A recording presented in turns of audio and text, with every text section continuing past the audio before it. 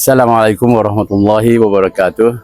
Syukur Alhamdulillah hari ini dalam kunjungan saya ke kawasan di Air Lanas Jeli berkesempatan untuk menyantuni peniaga-peniaga di Pasar Jeli, Pasar Minggu, hari Sabtu biasanya, dan berkesempatan juga untuk melihat suasana jual beli pasar tersebut. Alhamdulillah nampaknya masyarakat kita dan juga peniaga di Pasar Jeli itu mempunyai tahap perniagaan yang memuaskan. Alhamdulillah.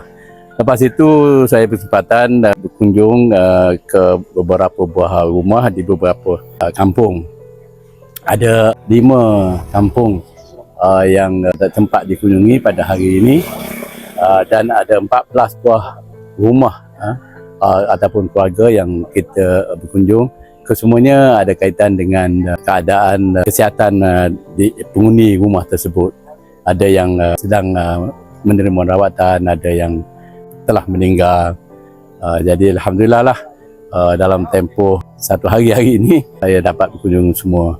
Dan insyaAllah ini akan rutin mingguan saya ke kawasan di Dun Air Lanas ini. Terima kasih. Assalamualaikum warahmatullahi wabarakatuh. Okay.